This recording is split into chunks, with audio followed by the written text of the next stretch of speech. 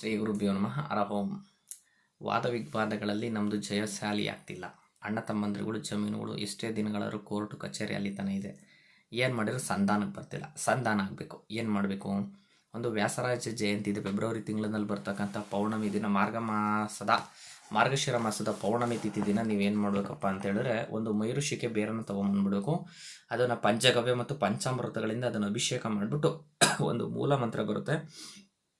ಏನಪ್ಪ ಅಂತ ಹೇಳಿದ್ರೆ, ಓಂ ನಮೋ ಕನಕ ಪಿಂಗಲಂ ರುದ್ರ ಹೃದಯಾಂಶೆ ರೌದ್ರಾಶ್ರಂ ಧಾರಣಿ ನಷ್ಟ ನಿಷ್ಠಾಸನರ ಸತ್ವಾರಾನ್ಮೋಹಯ ಮೋಹಯ ಭಗವತಿಂ ಶಿಖಿದ್ವಯೇ ಉನೀಮಹಿ ವಹಾಮಾಯಿ ಸ್ವಾಹ ಎಂದು 108 ಬಾರಿ ಅದನ್ನು ಅಭಿಮಂತ್ರಿಸ್ಬೇಕು. 108 ಬಾರಿ ಸಾಧ್ಯವಾದರೆ ಆ ಬೇರಿಗೆ ಅಭಿಷೇಕ ಮಾಡಿ ಆ ಬೇರನ್ನು ಹಿಡಿದು ನೀವು ಏನು ಮಾಡ್ತಾ ಹೋಗ್ಬೇಕು, ಕೇಳ್ಕೊಂತ ಹೋಗ್ಬೇಕು. ಮೈ ಋಷಿಕೆ ಬೇರನ್ನು ಅದನ್ನು ತೊಗೊಂಬಂದ್ಬಿಟ್ಟು ಅದನ್ನು ನೀವೇನು ಮಾಡಬೇಕು, ಬಲಕೈ ಆರ್ ಭುಜ ಆರ್ ನೀವು ಯಾವುದೇ ಮೊಕದ್ದಮೆ ಇದ್ದಾಗ, ಏನಾದ್ರು ಕೋರ್ಟ್ ಏನಾರು ಇದ್ದರೆ, ಇಲ್ಲ ಸಂಧಾನ ಇದ್ದಾಗ ಅದನ್ನು ಜೊತೆಲಿ ಇಟ್ಕೊಂಡು ಹೋಗಿ.